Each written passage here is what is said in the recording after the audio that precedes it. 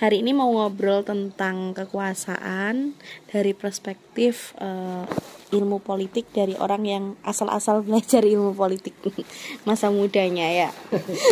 Oke, yang mau tanya, kekuasaan itu sebenarnya candu nggak sih sebenarnya? Candu enggak? Ya, candu itu perspektif. Candu itu perspektif. Maksudnya bagi orang tertentu mungkin bisa jadi candu, tapi bagi yang lain mungkin enggak. Cuma secara umum orang pasti pengen punya kuasa, pasti pengen terhadap apapun, kayak hal kecil gitu, kayak misalnya ada orang pengen jadi ketua RT gitu, ya yang dicari kekuasaan. Kan kekuasaan konotasinya netral, jadi nggak positif juga nggak negatif, netral aja. Kekuasaan itu sendiri kan netral, tergantung nanti orangnya kemudian memanfaatkan kekuasaan itu untuk apa. Kalau ada orang, misal orang sebelumnya nggak jadi apa-apa, terus dia jadi punya kuasa, itu membuat orang itu memiliki kendali kan akhirnya. Nah, Betul. itu tuh bisa kalau dari perspektifnya politik itu bisa mengubah perilakunya nggak? Kekuasaan itu kalau dalam bahasa Inggris mungkin bisa diartikan sebagai power ya. Nah, kalau kita bicara power di politik itu, ini dasar banget ini. Di awal-awal kuliah pasti diajarkan, bukunya biru. Ada adagium. Nanti arti adagium kamu searching aja. Adagium dari Lord Acton. Lord itu sebutan untuk orang yang di hormati gitu, Lord itu, tuan lah, Tuan Acton namanya. Nah, itu Lord Acton itu bilang bahwa kekuasaan itu cenderung untuk korup. Jadi power tend to corrupt gitu. Jadi kekuasaan itu cenderung untuk korupsi. Tapi kekuasaan yang absolut, nah kalau ada orang terus punya kekuasaan yang absolut, dia bisa menentukan A, B, C tanpa kontrol dari yang lain, itu maka menurut Lord Acton ini, kalau powernya itu absolut, itu corrupt absolutely. Jadi mesti korup, mesti bukan lagi cenderung, tapi sudah pasti. Tuh. Korup itu mengambil sesuatu yang bukan miliknya, atau korup itu, apa itu gimana? Itu bahasa apa namanya? Bahasa sederhananya kan gitu. Misalnya korupsi apa? Korupsi ya nilep. Nah, cuma kita bicara yang umum bahwa korupsi itu adalah perbuatan yang melenceng. Nah, gitulah, melenceng dari semestinya. Jadi kalau dia itu punya power aja, punya kekuasaan aja, manusia itu cenderung tend to corrupt gitu. Cenderung Masian. Jadi kalau orang punya kuasa pasti cenderung untuk korupsi, untuk berbuat nyeleweng gitu. Tapi kalau kekuasaannya absolut gitu, itu pasti nyeleweng gitu. Jadi bukan lagi cenderung gitu. Awalnya kan tadi kan cenderung. Orang itu cenderung kalau punya kekuasaan, punya kecenderungan. Artinya dia berat, misalnya sebuah pendulum, misalnya kanan itu korupsi, kiri sangat bersih, dia itu cenderung ke kanan gitu, cenderung ke arah korupsinya gitu. Tapi kalau powernya itu absolut, misalnya tidak ada kontrol, tidak ada check dan balance dari pihak lainnya, maka pendulumnya pasti di kanan, wes gak mungkin ke kiri lagi gitu. Makanya di dunia politik itu kemudian seiring berjalannya waktu, dari yang awalnya absolut kekuasaan yang monarki, kerajaan dan macam-macam, Itu kemudian ada teori seperti trias politika begitu, ada konsep begitu yang membagi-bagi kekuasaan, yudikatif, eksekutif, sama legislatif. Gampangannya gitu.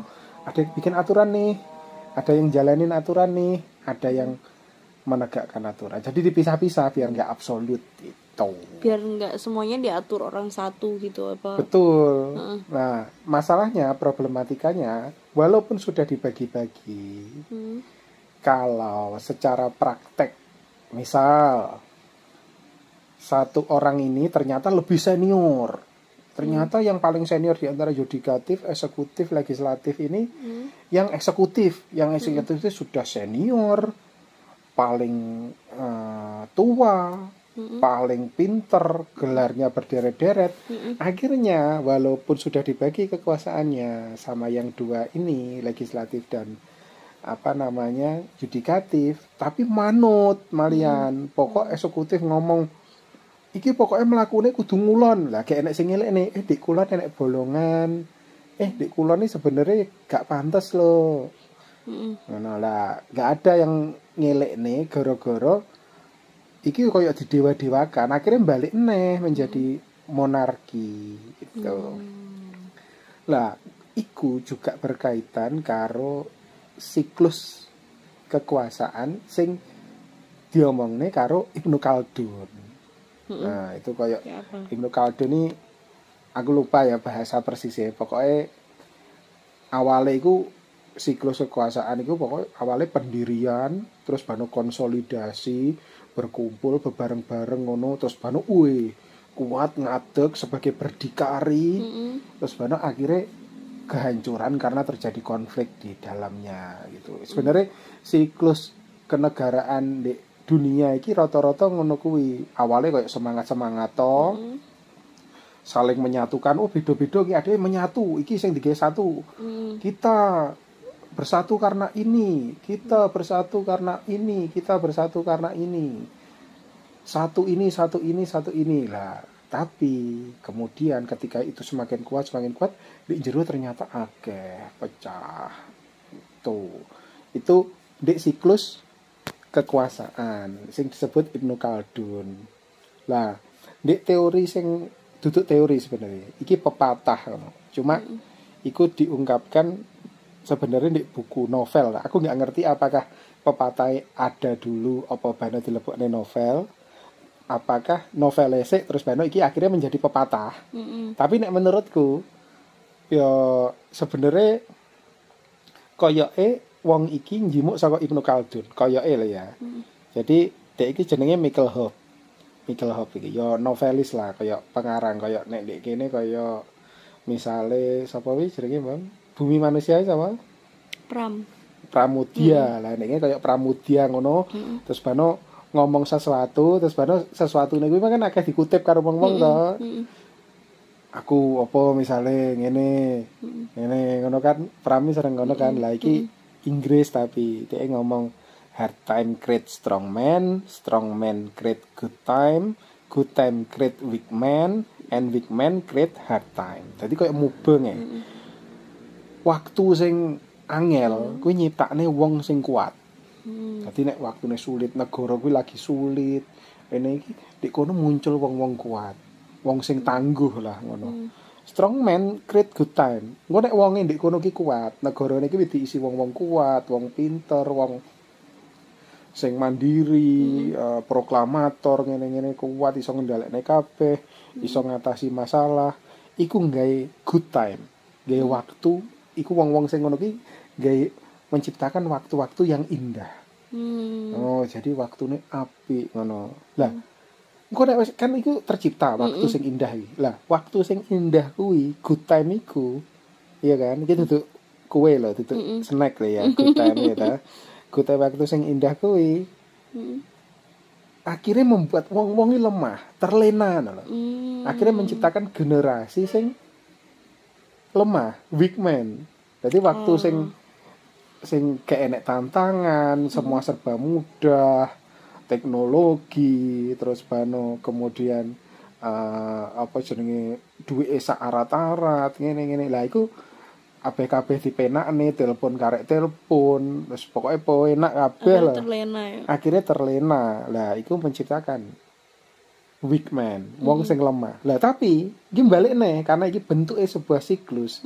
Weak man iku mau wong sing lemah ketika iki tercipta atau ternyata generasi ini lemah kabeh dilolokne. Iki generasi sing ngene lah iku akan menciptakan hard time.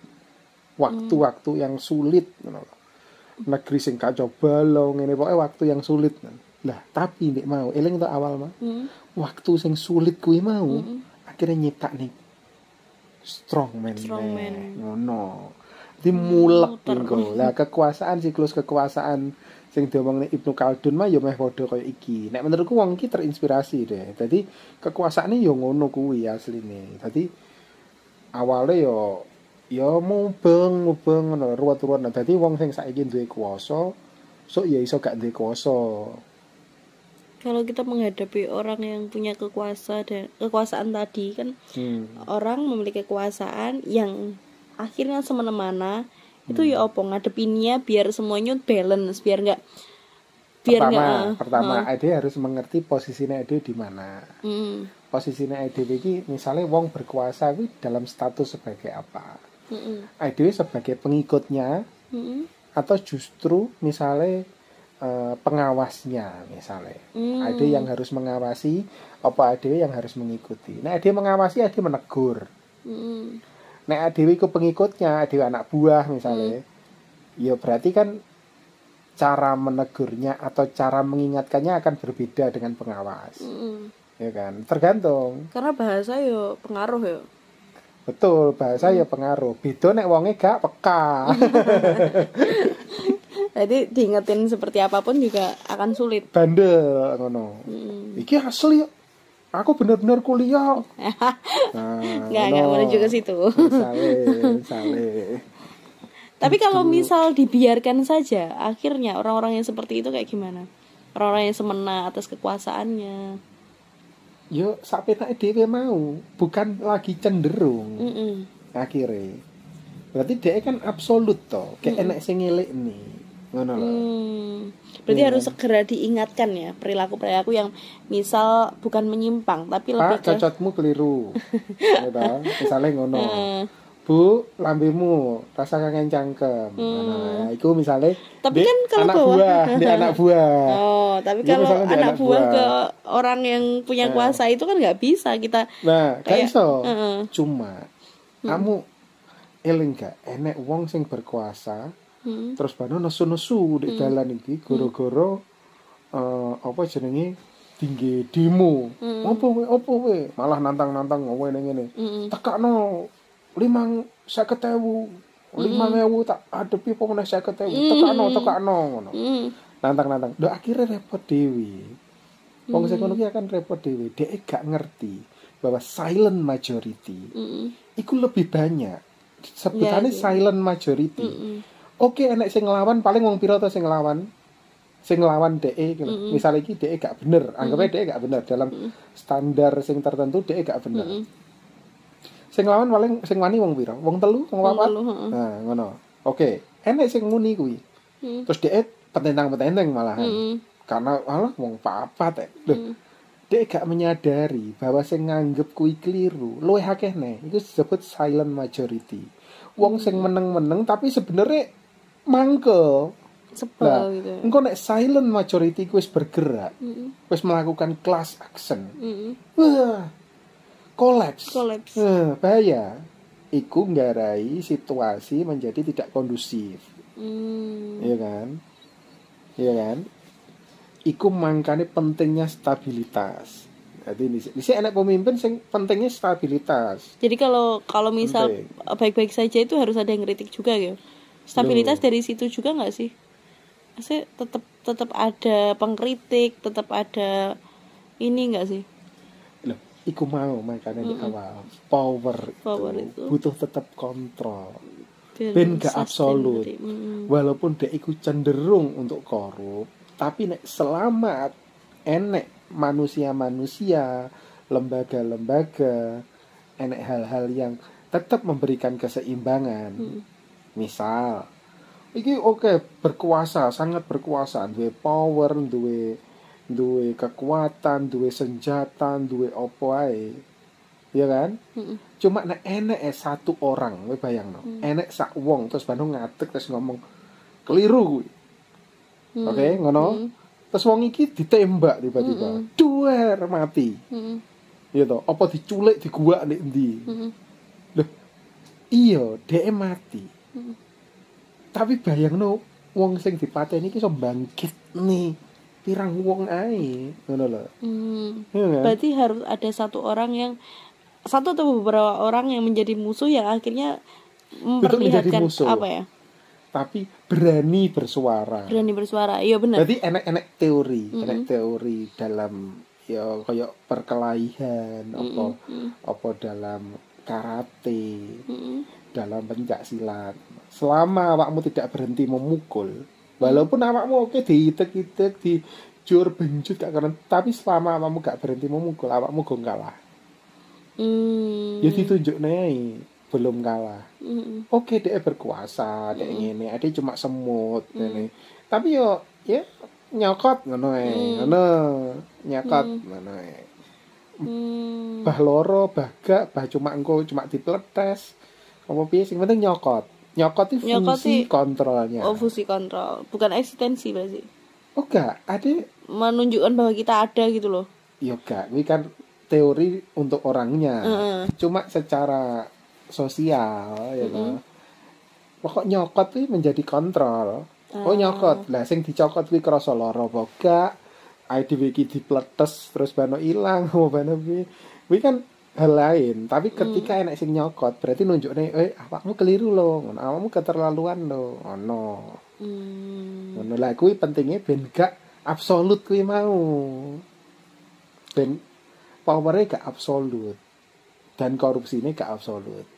Ono. Apa dampaknya nek pemimpin itu gitu ya, pemimpin atau mungkin bagian dari kepemimpinan itu gitu ya, itu nggak pernah mau membaca itu bukan hanya membaca buku ya, misal situasi terkini, kabar terkini, nggak mau belajar gitu, terus nggak mau memahami suasananya gitu, cuman dia tahu aku pemimpin, penting datang di sebuah negara itu ada, hadir terus hilang, itu akan ini masalah tanggung jawab berarti. Nek masalah tanggung dan jawab kepekaan ke masyarakatnya. Pemimpin yang nggak belajar itu dampak ke masyarakatnya ya apa gitu, lebih tepatnya kan duduk masalah belajar kan, masalah tanggung jawab. Pemimpin yang nggak bertanggung jawab atas tugas-tugasnya, ngono toh. Yo chaos. Pasti chaos. Ngene, gak mungkin gak enek di komunitas itu atau masyarakat di tempat itu sing kemudian gak ngerasani. Kok ngono toh? Gak enek. Pasti enek. Pertanyaannya wani bersuara atau gak? Atau klesik-klesik nek jero. Apakah klesik-klesik mengubah? Yo, tapi suwi. Lama yo. No. Klesik-klesik itu akan lama. Yang harus dilakukan sebenarnya oleh siapa? Oleh orang-orang di bawahnya. Yang ngomong. Tadi nyokot tadi. Apa maksudnya kayak memberikan teguran gitu. Yang ngomong, gak oleh Pak ngono kuwi. Apa gak oleh Bu ngono kuwi. Gak oleh ndak. Nah. Jadi harus ada teguran, apakah itu halus, terus dalam tanda kutip kasar, apa piye. Tapi harus adanya itu yang kemudian menjadi kontrol. Nek gak enek sama sekali, baik itu soko yang lebih bawah, baik itu soko yang di atas, dia akan menjadi absolut, akan menjadi raja-raja kecil. Contohnya, enek raja gede gitu. Nah, dia menjadi raja kecil misalnya. Nek dia raja gede, semakin gede nih. Dampak, Kim balik meneh ning gone. Dampak negatif dari kekuasaan sing itu tadi kan membuat semuanya chaos gitu. Pemimpinnya semena-mena tadi membuat semuanya chaos gitu. Nah, kalau dampak untuk dirinya sendiri sebenarnya kerasa nggak sih? Nah, masalah rasa atau tidak itu kan subjektif. Ya, dia gak bisa menilai apakah seseorang itu merasa atau tidak. Gak iso. Karena beda-beda. Menurut dia ini benar misalnya. Tapi Kan bener menurut TDI seharusnya nek dalam kapasitas untuk komunal sosial ngono ya bener menurut komunitasnya.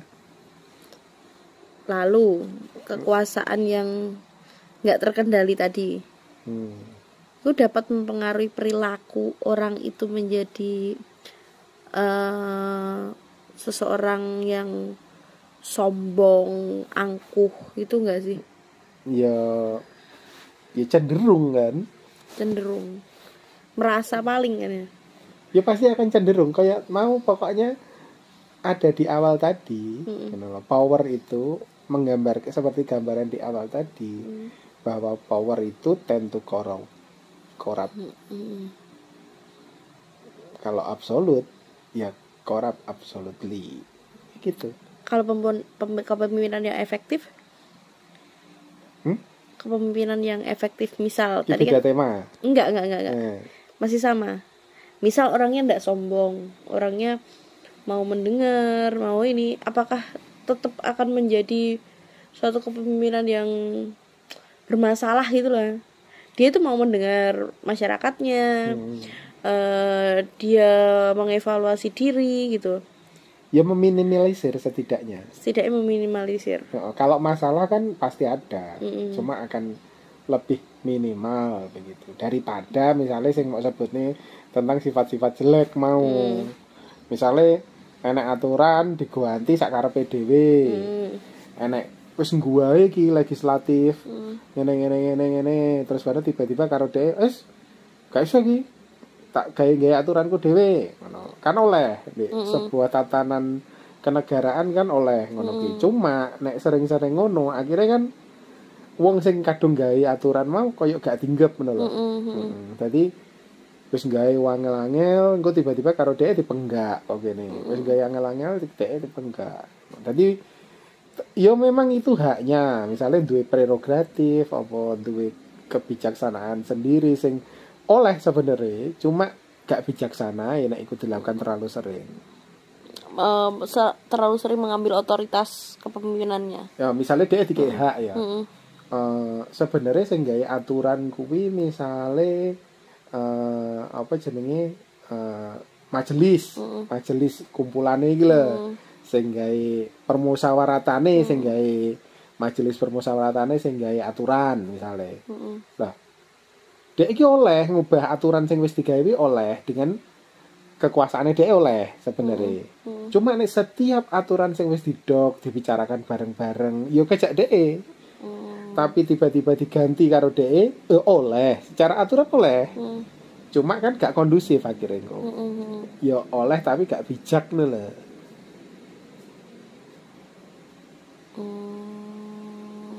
gitu akhirnya kan membuat situasinya chaos toh kalau itu dilakukan anggar enek ngene-ngene karo DE di otoritasku oleh kok ngene akhirnya ngene otoritasku oleh aku pemimpin kok gitu aku oleh kok aku ngene no pokoknya ya kudune memang semakin tinggi ya semakin merunduk aslinya teorinya idealnya iya tapi pada kenyataannya kan itu sulit karena kan ada yang namanya power syndrome enak kalau kita misal kita jadi pemimpin agar tidak power syndrome apa sih kudu dilakukan kayak iso apa sindrom kekuasaan itu memang akhirnya sulit untuk dikendalikan atau sulit untuk enek wong ngomongnya dhewe kan iso mbaca sak karepe dhewe sampai dhewe duwe kekuasaan itu sendiri to. Nah dhewe duwe kekuasaan itu sendiri bisa jadi dhewe koyo ngono.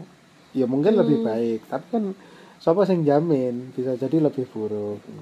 Ya intinya yo sing paling penting yo introspeksi nek dalam bahasa kekinian ya ta refleksi ya ngoco aslinya kan ngono to mirroring tapi kalau pemimpin nggak mempelajari itu semua maksudnya dia nggak belajar tentang evaluasi diri dia tidak belajar tentang refleksi tadi ya opo menyadarkannya. Iya kuwi mah kata-katamu pas. Sing penting kesadaran. Tapi kalau nggak sadar, Nek gak sadar kalau iku dia mah nggak baik, gak sadar itu mau pentingnya fungsi kontrol. Harus ada fungsi kontrol. Orang lain yang kontrol, gak mungkin wong dhewe. kalau negara, sebuah negara misal, sebuah negara dipimpin orang yang kayak gitu, terus masyarakatnya apatis, apa yang terjadi? Ya otoriter. Kalau aku sebagai guru, biar murid-muridku nanti memahami perannya sebagai masyarakat. Ya teladan yang baik. Berarti kan mendidik massa kan, sebagai guru itu sebenarnya mendidik massa. Guru itu propagandis. Propagandis malahan. Kok bisa disebut propagandis? Ya harus no. Guru itu kan memanipulasi pikiran dah sini. Loh, mosok? Iya dong. Guru itu adalah yang mencantumkan atau mengaitkan murid dengan ilmu-ilmu yang sebelumnya dia tidak kenal. Jadi gak ngomong pelajaran tok iki. Misale, contoh, rek we aja pacaran sik saiki. Karena sih ditekoki to, nyapa to Bu. Ngono. Karena otaknya terlalu trapesium, belum terbentuk dengan sempurna sehingga dia gak bisa memahami. Nyapa to aku gak oleh pacaran. Wong pacaran ki asoy. Ngono. Lah, guru kan sing menginfiltrasi, memasukkan, mencantumkan ilmu-ilmu yang dia punya terkait itu toh. Berarti ngene lho Le, ngene lho Nduk. Saiki rong wayahe ngene sebabe iku nek awakmu pacaran konsentrasimu pelajaran ngene ngono toh. Tapi kan ilmu yang DE sebelumnya tidak kenal. Ya, artinya kan DE memanipulasi pikiran. Seseorang. Oh, itu disebut memanipulasi kayak gitu. Iya, bukan dong. mengajak mereka belajar. Ya, wi aluse ngajak mereka belajar. Tapi kan nek mengajak mereka belajar kan yuk sinau. Mana tak. Iya ta? Oga mau duduwi iki. Sinau sing apik iki lho. Iki sing elek aja mau sinau. Nah, nek awakmu wis dalam tahap iki sing apik sing mau sinau ni, iki sing elek aja mau sinau ni lah. Awakmu propagandis dong misal. Tapi kalau mengajak mereka kayak bertanya loh, kayak misal Ya kan mengajak apa kan sih? propagandis toh. Ini kata-kata yang muncul kata-katamu mengajak itu. Ya wes wi solid ya. Oh no. Bukannya awakmu dhisik kabit propagandis. Berarti iya sih, dulu di divisi propaganda ketika di organisasi. Iya. Akan semakin mudah ketika jadi guru untuk propaganda. Kan menyebarluaskan informasi, gampangannya propaganda kan seperti itu toh. Untuk mengajak orang ikut serta, untuk menggerakkan sesuatu, kan ngono kan? Intine kan. Intine kan apa jenenge? Kamu iso gak menjadi guru penggerak. Nah, kan ngono ta? Nah, kuwi propaganda dong. Menggerakkan orang loh, guru penggerak itu propagandis, Pak. Nah, padahal semua guru itu penggerak. Iya, Mas. Dan semua guru itu adalah pemimpin. Pemimpin pembelajaran kan? Sebenarnya, tapi mereka tidak punya kendali atas itu. Karena dianggapnya kan guru ada kepala sekolahnya. Guru ada waka kurikulum, waka kesiswaan kayak gitu loh. Diciptakan. Jadi dia tuh merasa nggak punya kendali atas kelas biasanya. Nah, aku hanya guru. Gue salah paham dong. Gue salah paham. Nek dia memahami esensi dari teaching, gitu. Mengajarkan pengajaran, dia mestinya memiliki otoritas penuh atas ilmu yang dia ajarkan. Kalau guru yang nggak pernah ke kelas, udah tolol. Kenapa maksudnya? Ya kan ada guru olahraga. Enggak, maksudnya guru apapun itu mata pelajarannya, guru terus nggak ke kelas, nggak pernah ngajar, jarang ngajar, muridnya ya wes lah gitu. Ya sebenarnya kalau dihubungan dengan kepemimpinan tadi, ya deh menurutku tolol. Kenapa milih jadi guru gitu? Yoga, ya tolol ae. gak usah dihubungkan karo memilih jadi guru, kenapa nganu, gak usah dikei wae. Yo wis kuwi, wis jajing ae. Langsung jajing gitu. Jajing dong. Wong awakmu kata-katanya tidak pernah. Ya jarang lah, jarang masuk kelas. Ya padha ae kan, jarang. Karena bukan karena tugas loh. Ya enggak ke kelas aja gitu. Ya tolol ngono tok.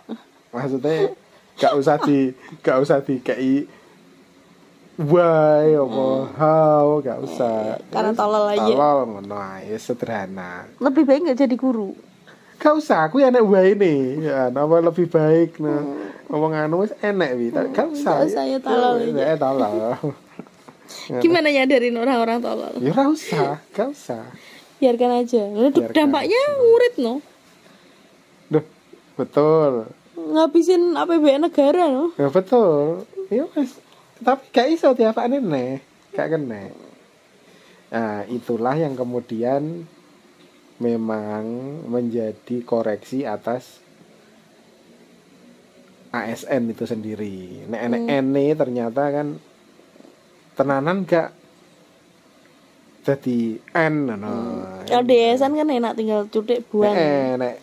Nek awakmu TK apa? TK ya ada yang negeri ya swasta maksud. Oh, swasta. Iya, nek awakmu tetap TY tetap yayasan. Tidak tetap yayasan tinggal dibuang. Apa nganu karek dicutik. Tapi nek negara N. Mbuh enek kuwi negeri, nasional, negara, Nusantara, apa nunut apa-apa lah pokoknya nek N niku sulit radaan. Nek TY tetap yayasan. TT tidak tetap. Meneh honorer. TK mudah untuk dibuang. Mudah. Cuma kalau kenapa sih negara itu membuat akhirnya ngomong guru ya, membuat sekat-sekat guru honorer? Gak, bukan negara yang membuat sekat. Ya sebenarnya ikuman negara kan melakukan controlling loh aslinya.